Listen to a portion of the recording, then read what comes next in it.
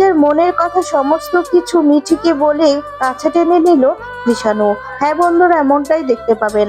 বিস্তারিত জানতে ভিডিওটিতে লাইক দিয়ে চ্যানেলটি সাবস্ক্রাইব করে দেখতে থাকুন। গল্পের শুরুতেই দেখা যাচ্ছে বলছে, আমি কিছুক্ষণ সময় ওর সাথে থাকতে চাই। হ্যাঁ, ওর সাথে আমি থাকবো। ফুর্চি তখন বলে, থাকো, তাই করো বাবা, তাই করো কৃষাণু। আর তখন দেখা যাবে কমলিনী এদিকে কাচ্ছে। অয়নদীপ তখন বলতে থাকে, আচ্ছা ওকে পাওয়া গেছে কখন? তখন বলে, আসলে পুলিশ একটা জায়গায় রেড করতে গিয়ে ওকে দেখতে পায় যে ও দৌড়াচ্ছে নিজেকে বাঁচানোর জন্য। পুলিশ যখন ওদের বেড়াতে যাচ্ছিল তখন মিঠি তখন ওখান থেকে বেরিয়ে হাত দিয়ে দৌড়চ্ছিল। ঠিক তখনই পুলিশ দেখতে পেয়ে তাকে উদ্ধার করে নেয়। তখন সমস্তটা শুনে সবাই কাঁদতে থাকে। এরপর কৃষাণু তখন দেখা যাবে মিঠির হাত ধরে বলতে থাকে, তুমি আমার সঙ্গে যাবে, চলো। আর তখন বলে, না আমাকে ছোবে না।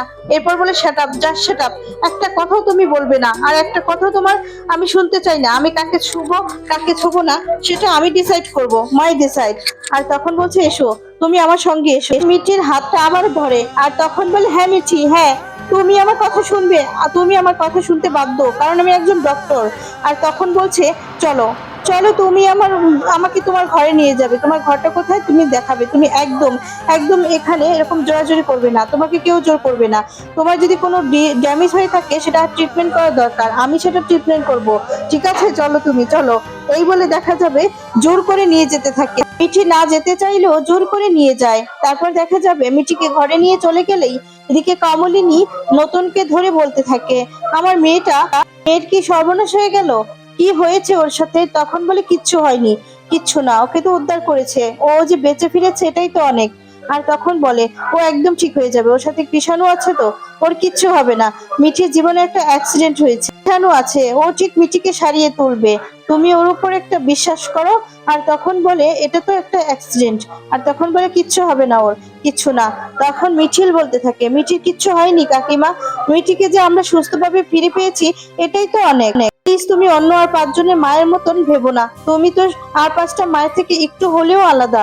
বড়টা আমি বলে, তোমার কি হলো বড় বৌমা, এবার সবাইকে খেতে দাও, কারণ কাল সারা রাত তো কারোরই খাওয়া হয়নি, তুমি নিজেও খাও। দেখো মেয়ে তো বাড়িতে ফিরে এসেছে, ওর তো একটু ঘুম টুমের দরকার, তার আগে ওকে একটু ওর মুখে খাবার দিয়ে আসো। যাও করছি, যা তোর বৌদিকে নিয়ে রান্নাঘরে যা। আর তখন বলে, হ্যাঁ বড় মাসিমা, আগে বৌদি ভাই একটু চেঞ্জ করে নিক। আর তখন বলছে, চলো বৌদি ভাই। দেখা যায় কমলিনী বলে, আমার শরীরটা কাঁপছে, এই বলে কাঁপতে থাকে। আর তখন নয়নদীপ বলে, কেন বৌদি, মিঠি তো ফিরে এসেছে, এবার তো টেনশন করার কোনো দরকার নেই বৌদি। আর তখন নতুন বলে, একটা কথা বলি তোমাকে, তোমাকে শক্ত হতে হবে। মিঠি তো ফিরে এসেছে, বলো, মিঠির সামনে যদি তুমি এভাবে এভাবে যদি তুমি বলো যে তোমার হাত পা কাঁপছে, তুমি কষ্ট পাচ্ছ, তাহলে মিঠি কোথায় যাবে বলো তো? তোমাকে তো শক্ত হতে হবে, মিঠি তো কষ্ট পাবে, তাই তোমাকে শক্ত হতে হবে। তুমি চলো, চলো তুমি। আর তখন বলে, মনকে শক্ত করো, তোমার সব থেকে মনকে শক্ত করাটাই এখন দরকার, ওর সামনে তুমি কান্না করবে না, একদম না। তখন মিঠিল বলে, কাকিমা তুমি আমার সাথে চলো। বাবিল বলে, মা তুমি চিন্তা করো না, মিঠি ঠিক হয়ে যাবে, আমরা সবাই মিলে ঠিক করে দিব, তুমি একদম চিন্তা করো না। তখন নতুন বলে, কাউকে কিচ্ছু করতে হবে না, কারো কোনো সহানুভূতি কোনো দয়ার কিচ্ছু প্রয়োজন নেই মিঠির, মিঠি নিজেই দাঁড়াবে, ঘুরে দাঁড়াবে। এই মুহূর্তে মিঠি সব থেকে শক্ত হয়ে দাঁড়ানোটাই উচিত। আর তখন বলে, এটাই প্রয়োজন। এরপর বলে, কৃষাণু আছে তো ওর সঙ্গে, কৃষাণু বুদ্ধিমতী ছেলে, তাই ও মিঠিকে সাহায্য করবে, শক্ত হতে সাহায্য করবে, আমার বিশ্বাস। আমরা যাব সবাই সহানুভূতি দেখাতে, যেটা ও এই মুহূর্তে কোনো প্রয়োজন নেই, আমরা কেউ যাব না এখন, কেউ না। আর তখন বলে যে, শোনো, আমি কখনো তোমাকে শক্তভাবে কিন্তু কিচ্ছু বলিনি, ঠিক আছে? আজ তোমাকে আমি বলছি যে তুমি নিজেকে শক্ত করো, প্লিজ তুমি স্ট্রং হও। আর বলে, তুমি বুঝতে পারছো না কেন, তুমি উঠে দাঁড়াও, তোমার উঠে দাঁড়াতে হবে, তোমার মিঠির সামনে কোনো রকম দুর্বলতা প্রকাশ করবে না তুমি, তোমার কাছে এটা আমার অনুরোধ। আর তখন বলছে, প্লিজ প্লিজ তুমি ঠিক পারবে, আমি সেটা জানি যে তুমি নিজেকে সামলাতে পারবে। কমলিনী বলে, আমি কি পারবো? তখন বলে, হ্যাঁ পারবে, নিশ্চয়ই পারবে, কেন পারবে না, তুমি 1000বার পারবে। আর তখন বলছে, তুমি তো মা, তুমি যদি না পারো তাহলে কে পারবে বলো তো? তুমিই পারবে। তখন বলে তোমাকে পারতেই হবে। এরপর দেখা যাবে ছোট ঠাম্মি বলে আমি একটু ঘরে যাই, আমার মনটাকে একটু শান্ত করি। কুর্চি তখন বলে হ্যাঁ তাই যাও মা, প্লিজ তাই যাও, আর দয়া করে মিঠির কাছে গিয়ে তুমি কোনো রকম তোমার এই সমস্ত কান্না করবে না, বুঝতে পেরেছো? তখন বলে কিচ্ছু করবো না, কারো কাছে যাব না, আমাকে নিয়ে এত চিন্তা করতে হবে না, আমি কারো কাছে যাব না, কি করেছি আমি, এই বলে কাঁদতে কাঁদতে সেখান থেকে চলে যায়। বড় ঠাম্মি তখন বলে কুর্চি খাবার দাবার দিয়ে দিবি? এরপর বলে হ্যাঁ, আগে বৌদি ভাই একটু কাপড় চোপড় চেঞ্জ করে নিক, তারপর দিচ্ছি, সারা রাত তো কারোরই খাওয়া দাওয়া হয়নি তাই। আর তখন অয়নদীপ বলে না না আমরা ঠিক আছি, তুমি যাও, বৌদিকে নিয়ে যাও, আগে গিয়ে চেঞ্জ করো বৌদিকে। বৌদি তুমি যাও, এখন মনে জোর ফিরে পাচ্ছ তো? আর তখন বলে হ্যাঁ পাচ্ছি। আর তখন বলে হ্যাঁ ঠিকই তো, আমাকে শক্ত হতে হবে, আমি এভাবে থাকবো না, আমাকে ঘুরে দাঁড়াতেই হবে, আমি যদি ঘুরে না দাঁড়াই, উঠে না দাঁড়াই, তাহলে আমার মেয়েটা কি হবে?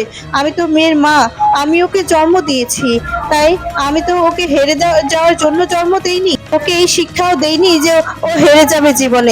না হয়ে যদি ওকে জিততে না শিখাই হেরে যাই, তাহলে ও কাকে দেখে জিতবে? ঠিক বলেছো তুমি স্বতন্ত্র, তুমি আবার আবার আমাকে একবার একবার ঘুরে দাঁড়ানোর মানে যাকে ঠিক পথে বলে যে দেখিয়ে দিতে, সেই পথটাই তুমি আমাকে দেখিয়ে দিয়েছো, তুমি ঠিকই বলেছো, আমি আর কাঁদবো না, আমি শক্ত হবো, ঘুরে দাঁড়াবো। তখন নতুন বলে কমলিনী হ্যাঁ যাও, মুখে চোখে যেন কোনো রকম দুঃখের ছাপ না থাকে, মিঠির সামনে যেন এরকম ভাবে না দাঁড়ায়, ঠিক আছে? মিঠি যেন এই সমস্ত না দেখে, তাহলে কিন্তু মিঠি কাঁদবে, কষ্ট পাবে। আর তখন বলছে না কিছু হবে না। এরপর দেখা যাবে কমলিনী, দেখা যায় কুর্চি বলে বৌদি ভাই চলো, এই বলে কুর্চি কমলিনীকে নিয়ে ঘরে চলে যায়।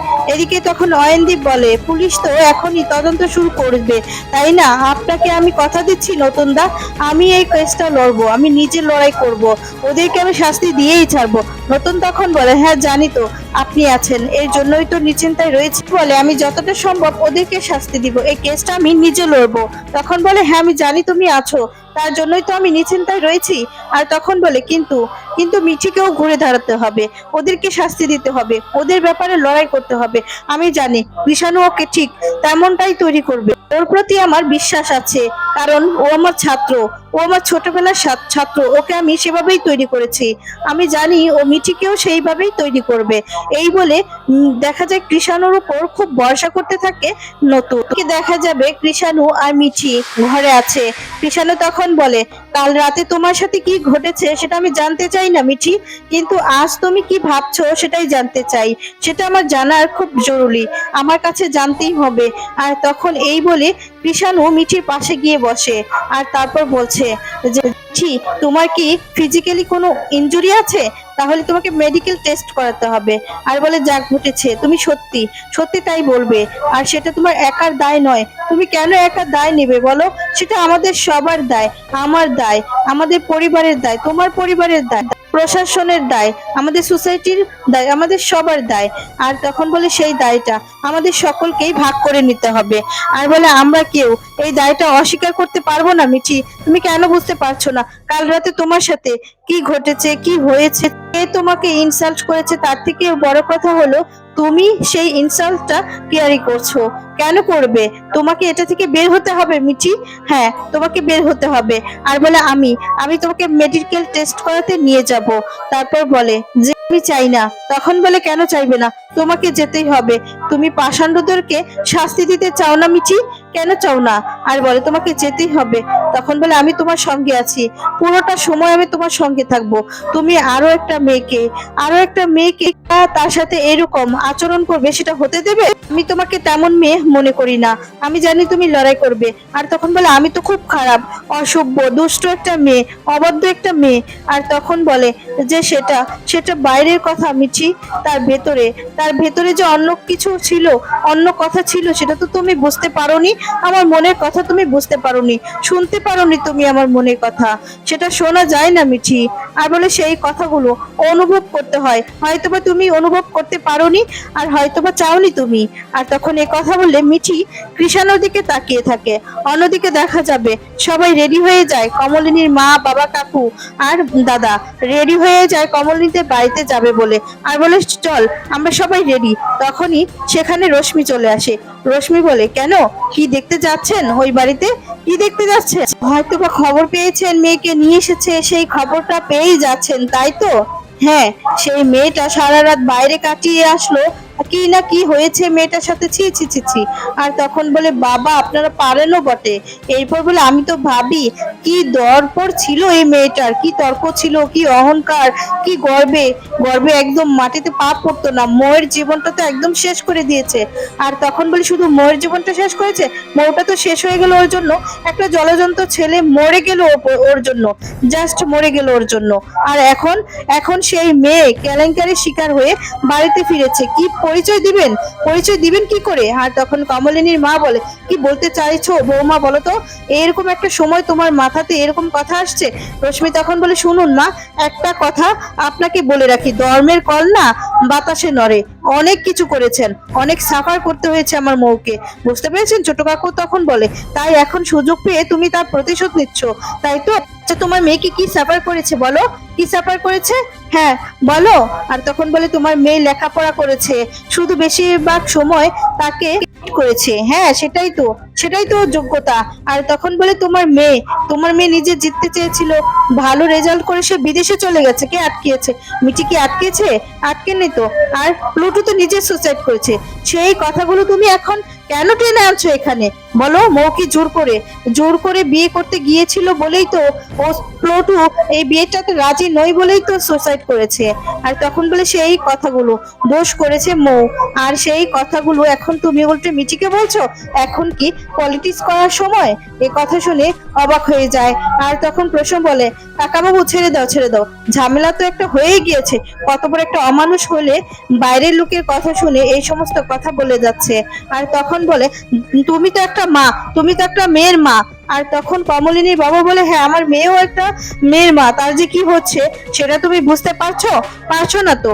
আর বলে মেয়েটার জীবনটা তো একদম কে থেকে শেষ হয়ে গেল। তখন ছোট কাকাই বলে কি শেষ হয়ে গেল দাদা? একটা দুর্ঘটনা ঘটেছে বলে জীবনটা তো শেষ হয়ে যেতে পারে না? জীবনটা শেষ হয়নি। তোমরা সবকিছু মানে এত তাড়াতাড়ি শেষ করে দিতে চাও কেন সেটাই বুঝতে পারি না। দেখো আমাদের এখন সময় নষ্ট করার মতো সময় নেই, চলো আমাদেরকে এগোতে হবে। তখন প্রসম বলে তবে কি করে ফেস করবো সেটাই বুঝতে পারছি না। কমলিনীর মা বলে কি কথা বলছিস, কার কথা বলছিস বাবা? তখন বলে না কমলিনীর কথাই বলছি। আসলে আসলে ওর মেয়েটা অল্প বয়সী মেয়ে তো, ও কি ফেস করবে? শেষ পর্যন্ত ভেঙে যাবে। আমি জানি, আমি তো ভাবছি বুড়ির কথা কি হবে, বুড়ির কিভাবে মেনে নিবে, বুড়িকে আদৌ অ্যাকসেপ্ট করতে পারবে? আর তখন রশ্মি বলে আসলে আমি কথা বললেই তো খারাপ, কি জানেন তো? সবকিছুর না একটা লক্ষণ অলক্ষণ থাকে। এই যে আপনাদের মেয়ে হঠাৎ করে বুড়ো বয়সে বিয়ে করে ফেললো, আপনারা একটা জিনিস খেয়াল করে দেখুন, তারপর থেকেই কিন্তু সমস্ত খারাপ একটা পর একটা খারাপ ঘটেই যাচ্ছে। এই তো আমি যতদূর শুনেছি বাবিল আর মিঠিলির সম্পর্কও তো ভেঙে যেতে বসেছে। আর এই যে ববলাই, তার সম্পর্কও তো ভেঙেই গিয়েছে। মেয়েটাকে তো সহ্যই করতে পারেনি বর্ষাকে তো সহ্য করতে পারেনি। সে তো বসে আছে বাপের বাড়িতে, শুনছি তো আবার ডিভোর্স হয়ে যাবে। আর বলে বাবা মা যদি ঠিক থাকে না তাহলে কখনোই সন্তানদের সাথে এরকম হয় না। এই যে তিনজন ছেলে মেয়ে তিন দিকে ছুটে বেড়াচ্ছে। এই যে মিঠি যে এত বড় একটা কেলেঙ্কারি ঘটে গেল, তারপরেও আপনার মেয়ের মানে যদি বাবা মা ঠিক থাকতো না তাহলে এরকমটা হতো না। তখন তো প্রসম রেগে যায় আর বলে একদম চুপ রেশমি, আর একটা কথা যদি বলো তোমাকে কিন্তু একদম বাপের বাড়িতে পাঠিয়ে দিব। তখন রশ্মি চুপ করে যায়। অন্যদিকে দেখা যাবে কৃষাণু বলছে মিঠিকে যাক, আজ এই সমস্ত কথা বলতে হবে না, কথা যদি হয় তোমাকে টাচ করা নিয়ে তাহলে নিশ্চয়ই টাচ করবে। আর তখন বলে তুমি নিশ্চয়ই বুঝতে পারবে। বলে মিঠি আমি চাই তুমি ফাইট করবে। আর তখন বলে না আমি ফাইট করতে পারবো না, পৃথিবীর সমস্ত লোক জানবে। আর তখন কৃষাণু বলে কি জানবে? কিছু লোক তোমাকে অপমান করেছে, সেই লোকগুলোকে তো জানতেই হবে। অপমান করলে যে পানিশমেন্ট হয় সেটা জানবে। আর তখন বলে তাদেরকে শাস্তি পেতেই হবে। এরপর বলে তার ফলে একই কাজ করার আগে দ্বিতীয়বার ভাববে, ভয় পাবে। তখন বলে আমার যা জীবনে ক্ষতি হওয়ার তা তো হয়েই গিয়েছে। আর তখন বলে কি ক্ষতি হয়েছে তোমার? তুমি একটা জলজ্যান্ত মেয়ে, বেঁচে আছো তুমি মিঠি। হ্যাঁ মানছি, মানছি তোমার হয়তোবা অপমান হয়েছে, আর অপমান হলে আমাদের সবারই খারাপ লাগে, কিন্তু আমাদের সকলের সাথে যখন অপমান হয় মিঠি, আমরা কিন্তু তার প্রতিশোধ নিতে চাই। সেই অপমানের বদলে আমরা তাকে হাজার গুণ অপমান ফেরত দিতে চাই। তখন বলে তুমি যদি সেখান থেকে সরে আসো তাহলে তো আর কিছু বলা থাকবে না। অন্যদিকে রশ্মি বলছে কি করবে, কি করবে তুমি? তবে তেড়ে এলে মারবে নাকি? আর তখন প্রসম বলে যেটা মনে হচ্ছে না এখন সেটা করতে পারবো না, কারণ শিক্ষা, সভ্যতা, রুচি এগুলো না বাধা দেয়। আর তুমি যে সমস্ত কথাগুলো বলছো না সেগুলো যে কেউ শুনলেই না মাথাটা ঠিক রাখতে পারবে না, ঠিক থাকবে না, ধৈর্যটাও থাকবে না। আর আমার বোন এখন সুখী হয়েছে, এখন খুশিতে রয়েছে, ভালোভাবে রয়েছে, ওর হাজবেন্ড ওকে যথেষ্ট ভালোবাসে, ও এখন আর কষ্ট করে দিন কাটাচ্ছে না, কাটাতে হচ্ছে না ওকে কারোর সাথে, মানে এখন সারাদিন নিরামিষ খেয়ে কাটাতে হচ্ছে না, ও এখন মাছ মাংস সবকিছুই খেতে পারছে। এগুলো তোমায় খুব কষ্ট দিচ্ছে তাই না? এগুলো তোমার সহ্য হচ্ছে না তাই তো?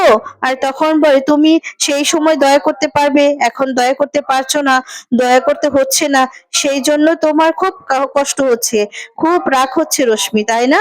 আর তখন রশ্মি কোনো কথাই বলতে পারে না। ছোট কাকু তখন বলে শোনো তোমাকে কি বলবো, যে কোনো কথাই তোমার জন্য বাহুল্য। আর বলে যে জীবনের মধ্যে যদি কারো জমাট হয়ে থাকে না হিংসেটা, তাহলে কারো কোনো ক্ষমতা নেই এই হিংসেটা নিজে থেকে না গলে, বুঝতে পেরেছো? বাইরের লোক কেউ গলাতে পারবে না। আর বলে যে দেখো তুমি তো আমার ভাইপোর বউ হও, আমার আদরের বউ হও। আর তখন বলে প্রাণ থাকতে তাই আমি তোমার কোনো ক্ষতি করতে পারবে না, তুমি বেঁচে গেলে তাই রশ্মি, তা না হলে, তা না হলে তুমি যা বলছো, তুমি যা করছো সেটা কোনো মানুষই করতে পারে না। তুমি যেই মানে সেই সমস্ত পুরনো কথাবার্তা টেনে আনছো, আজ যখন মেয়েটা এত বড় বিপর্যয়ে আছে, বিপর্যয়, আর তখন বলে তার কোনো মানে আছে এই সমস্ত কথা বলার? তখন দেখা যাবে প্রসূন বলতে থাকে যে আমরা কিন্তু এখনো জানি না কাকু যে কি হয়েছে ঠিক, তাই আমরা এখন বলতেই পারছি না। তখন রশ্মি বলে হ্যাঁ ঠিক, সাতঘাট থেকে কত লোকজন ওকে টেনে নিয়ে গেল আর কাছে পেয়ে ওকে ছেড়ে দিয়েছে তাই না? ছি ছি ছি ছি। আর তখন প্রসম বলে রশ্মি, আর তখন বলে যদি কমলিনীর বাবা বলে ক্ষতি হয়ে যদি থাকে তাহলে আমার মেয়ের হয়েছে, তোমার কি বলো তো তাতে? তোমার কি কোনো ক্ষতি হয়েছে? তোমার কিসের এত জ্বালা? আর তখন বলে তুমি তো শান্তি পাচ্ছ মনে মনে। তখন কমলিনীর মা বলে সারাটা জীবন তুমি আমার মেয়েকে হিংসে করে এসেছো, ও তোমার কি ক্ষতি করেছে আমি জানি না, তবু একটা দিনের জন্য তুমি ওকে ভালো চোখে দেখোনি, কেন বলো তো? আর বলে অথচ আমার মেয়ে না তোমাদের তোমাদের জন্য মরে যায়, তোমার মেয়ে মৌকে কত ভালোবাসতো, ছোটবেলা থেকে বাড়িতে নিয়ে গিয়ে আদর যত্ন করে খাওয়াতো বলো তো, মেয়ের একটা মাত্র বৌদি তুমি। আর তখন বলে তুমি চিরদিন চিরদিন ওকে হিংসে করে গেলে, কিসের তোমার ওর উপর হিংসে বলো তো? প্রসম তোমায় কি দিতে পারে না বলো তো? আমরা আমরা তোমায় কি দিতে পারি না বলো? আর তখন বলে এত কিছুর পরেও আমরা তো তোমার সঙ্গেই আছি, চাইলে তো আমরা আলাদা থাকতে পারতাম। এই বাড়িটা, এই যে বাড়ি, এটা তো আমাদের বাড়ি তাই না, তোমার শ্বশুর মশাইয়ের বাড়ি, আর তার পেনশনের টাকা আমাদের দুজনের ঠিক চলে যেত, দিব্যি চলে যেত। আমরা তো একবারও বলিনি যে আমরা অনেক কিছু সহ্য করে এসেছি, কখনো বলিনি যে প্রসূম তুই তোর বউকে নিয়ে যা, বাইরে চলে যা, বাইরে গিয়ে থাক। আর বলে আমরা তো সবকিছু মেনে নিয়েছি, ভেবে নিয়েছি যে একটা তো মাত্র ছেলের বউ, তাকে আমাদের সঙ্গেই রাখি। আর তখন বলে সে যেমনই হোক আমরা তাকে সঙ্গেই রাখবো, যেমনই হোক আমরা তাকে সঙ্গে রাখবো। আর তখন বলছে তুমি কি মনে করো রোশনি, তাকে পেয়ে আমরা খুব খুশি হয়েছি, হয়নি তো? যে কাকু বলে ছাড়ো বৌদি ছাড়ো, যদি এই পর্যায়ে চলতে থাকে তাহলে আমার যে ফ্ল্যাটটা আছে সেখানে তোমাদেরকে নিয়ে চলে যাব। আর তখন বলে আপনাদেরকে আমি কি বলেছি? এরপর বলে আমাদেরকে আর কি বলা বাকি রেখেছো? বুড়িমাকে মিঠিকে বলা কি আমাদের বলা নয়? ওরা তো আমাদেরই লোক, আমাদেরই সন্তান। আর বলে বুড়িমাকে বলা মানে কি আমাদের বলা নয়? আর তখন বলে কাকুন মা তোমরা সবাই তো চলে গিয়ে বাঁচতে পারবে, আমার কি হবে বলো তো? আমাকে তো এর সঙ্গে থাকতে হবে সারাটা জীবন, আমাকে দয়া করে মা কাকু প্লিজ এই অভিশাপটা দিও না, ওর সঙ্গে প্লিজ একা থাকতে দিও না, আমি এটা অনুরোধ করছি, ওর সাথে আমি ভালো থাকবো না, তোমরা আছো বলেই এই বাড়িটা বাড়ি আছে, এই বাড়িতে কাজ শেষে ফিরতে ইচ্ছে হয়, থাকতে ইচ্ছে হয়, তোমরা যদি না থাকো তাহলে? আর তাহলে তো এই বাড়িতে। তখন রশ্মি বলে কেন কি করি আমি? না না তুমি বাড়িতে ফিরলে কি করি আমি যে তোমাকে, মানে তোমার বাড়িতে ফিরতেই ইচ্ছে হতো না? আর তখন বলে যেটা বলতে চাও আর কি, আসলে জানো তো তোমার বোন সারাটা জীবন বোনকে আমি কিছু বললেই তোমাদের মুখ ফুলে একদম বড় হয়ে যায়। আর তখন কমলিনী বলছে, মানে কমলিনীর মা বলছে খুবই স্বাভাবিক, ওরা একটা ভাইয়ের একটা বোন ছোটবেলা থেকে একসঙ্গেই তো বড় হয়েছে, তোমার খায়ও না পরেও না, এত বড় অঘটনের পরেও কিন্তু সে এই বাড়িতে এসে থাকেনি। তাহলে বলো তো কিসের জন্য তোমার গায়ে লাগে ওর জন্য, কিসের জন্য ওর উপর এত রাগ তোমার? আর তখন দেখা যাবে বলে, কেন তুমি ওকে সহ্য করতে পারো না রশ্মি? বলো কেন সহ্য করতে পারো না? দাদা হয়ে প্রশমের খারাপ লাগবে না? ওর তো খারাপ লাগাটাই স্বাভাবিক। ওর ছেলে মেয়েরা তোমার কথার সাথে তালে তাল মিলিয়ে চলতে পারে, তারাই তোমার চোখে ভালো, আর যারা তাল মিলিয়ে চলতে পারে না তাদেরকে তুমি দেখতে পারো না কেন বলো তো? আর তখন বলছে, বুবলাইকে তো খুব মাথায় চড়িয়েছিলে, তার কারণ কি? বুবলাইয়ের বউ বুড়িকে খুব কষ্ট দেয়, এখন তো কোনো কষ্ট দেয় না। আর এখন তো বুবলাই আগের মতো হয়ে গেছে, ভালো হয়ে গেছে, তাই এখন আর বুবলাইকে দেখতে ভালো লাগে না তোমার, তাই তো? আর তখন দেখা যায় কমলিনীর বাবা বলে, এখন কি এই সমস্ত কথা বলার সময় কুমকুম? কত বড় একটা বিপদ ঘটেছে, আমাদের তো এখনই যেতে হবে, আমরা গিয়ে গিয়ে মেয়েটার পাশে আমরা এই মুহূর্তে দাঁড়াবো, আর তুমি তা নয়, তুমি এখন তার সাথে তর্কাতর্কি করছো, এটা কি এখন সময় বলো তো কুমকুম? আর তখন দেখা যাবে কমলিনীর বাবা বলে যে, বলো তো এগুলো বলে কি লাভ? বলে কি ওকে লাভ আছে? ও কি কোনো কথা শোনে? শোনে না তো। আর তখন বলছে, কোনোদিনও ও বোঝেনি, কোনোদিন বুঝবেও না, আমি বলছি তো ও বুঝবেও না। আর বলে যে বুঝবেই না, তাকে জোর করে বোঝাতে কেন চেষ্টা করছো? তখন বলে, এই তো তোমরা যাচ্ছ, একবারও তো বলনি যে আমাকে নিয়ে যাবে। আর তখন বলে, তোমরা কি আমাকে নিজের মানুষ মনে করো নাকি? আর তারপর অন্যদিকে দেখা যায় মিঠি বলছে, তুমি কি এই জন্য আমার সাথে কথা বলতে চেয়েছো? আর তখন বলে, এই যে মাই প্রফেশনাল, আমি ডক্টর মিঠি, এই ধরন মানে এই ধরনের সিচুয়েশন আমি অনেক হ্যান্ডেল করেছি, বুঝতে পেরেছো তো? কিন্তু তারা কেউ আমার নিজে ছিল না মিঠি, আমার অজানা অচেনা দূরের লোক ছিল। আমার জীবনে এই প্রথমবার, প্রথমবার আমার কাছের কারোর সাথে এই ধরনের ঘটনা ঘটেছে, তা আমি সেটা কিছুতেই মেনে নিতে পারবো না। আর তখন বলছে যে, আমি যেই দিক দিয়ে যাচ্ছি এই মুহূর্তে যেভাবে রয়েছি, মানে আমার একদমই ভালো লাগছে না, আমার ভিতরটা যে কি হচ্ছে তোমাকে কি করে আমি বলে বোঝাবো? তখন বলে, এর প্রতিশোধ যদি তুমি না নাও, তাহলে তাহলে আমি সব থেকে বেশি কষ্ট পাবো মিঠি। আর তখন বলে, তবে এমন তো নয় যে আমার কষ্টের জন্য তোমাকে প্রতিশোধ নিতে বাধ্য করব। আর তখন বলছে, তোমাকে উত্তর দিতে বাধ্য করব, এই অপমানের উত্তর দিতে তোমাকে হবেই। আর তখন বলে, তোমার নিজের ভিতর থেকে যদি আগুন না জ্বলে তাহলে কিন্তু সেটা আমি জ্বালাতে পারবো না মিঠি। আর তখন বলে, আমার কিছু ভালো লাগছে না। এরপর বলে, খুব স্বাভাবিক, যেই ঘটনাটা তোমার সঙ্গে ঘটেছে ভালো লাগার মতো কিছু ঘটেনি। আর তখন বলে, কিন্তু মিঠি তোমাকে ঘুরে দাঁড়াতে হবে, এই অনুভূতিটা তোমাকে বুঝতে হবে, এর থেকে বের হতে হবে মিঠি। তার জন্য এটা হয়তো বা তোমার মনের মধ্যে সারাটা জীবন গেঁথে থাকবে। আর তখন বলছে, তোমার ভিতরে যা হয়ে যাচ্ছে হয়তো বা বের হতে পারবে না, কিন্তু তোমাকে তো বের হতে হবেই বলো। আর তখন এই বলে দেখা যায় মিঠিকে অনেক বোঝায়, মিঠি তখন রাজি হয়ে যায়। আর তখন কৃষাণুরও মনের কথা বলে দেয়, কৃষাণুকে তখন জড়িয়ে ধরে মিঠি।